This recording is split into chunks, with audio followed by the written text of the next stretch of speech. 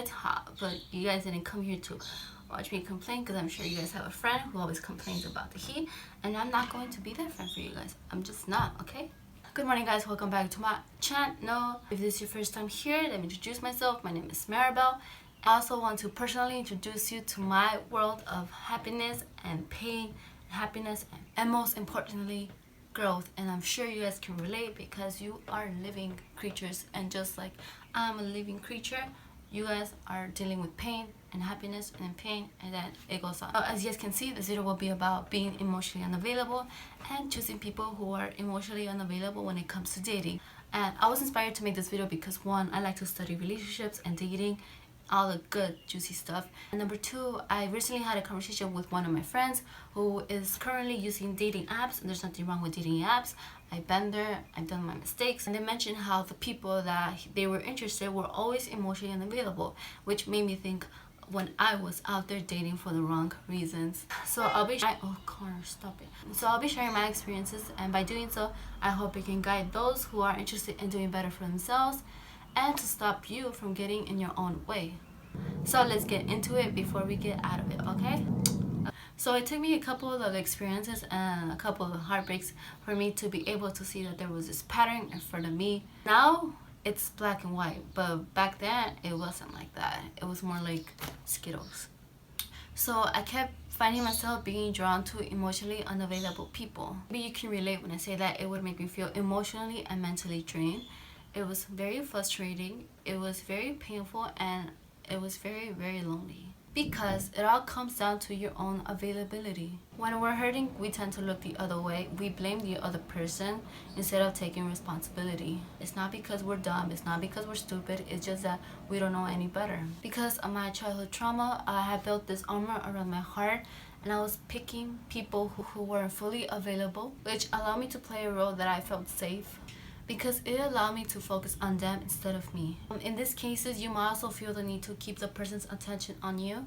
And by doing so, you're setting up yourself for relational vigilance, and you're basically saying that you are not good enough. So here I was in my younger years, back in my old days and old ways, trying to find that love, trying to fill up this void that I had in my heart. And so there I was, making mistakes after mistakes. When you put yourself out there, you're going to meet people who are going to help you, not intentionally because they're on their own path, but they're going to show you what you have been neglecting.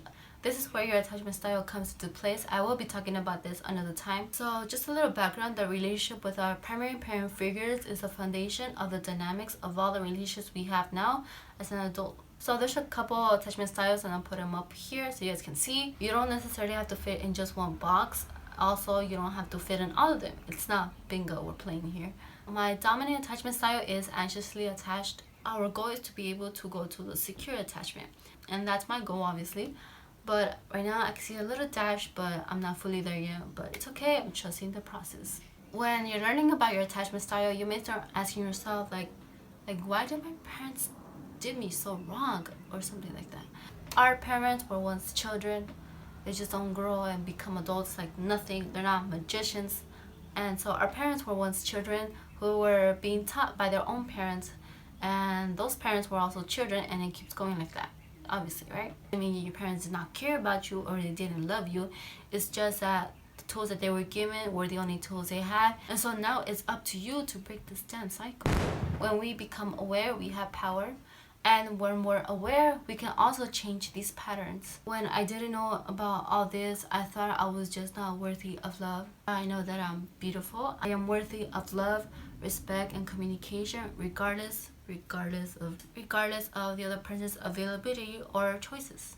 If the other person is not there, it's okay, nada que ver. We just keep moving on.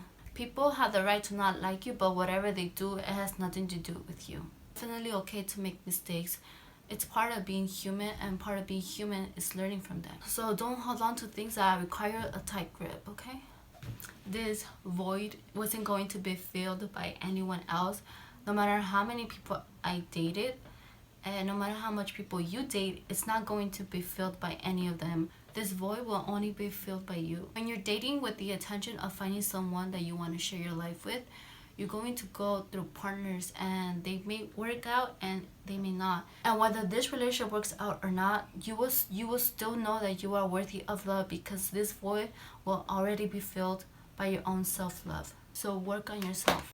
So work on yourself. So work on yourself. So work on yourself. So work on yourself. So with that being said, I'm going to let you guys go to this world of happiness and pain and happiness. leave a thumbs up if you like this video, or a thumbs down. Please consider subscribing to my channel, and take care of yourself, and I will take care of me. It's a done deal. If you break it, I will come and steal your dog. I'm serious.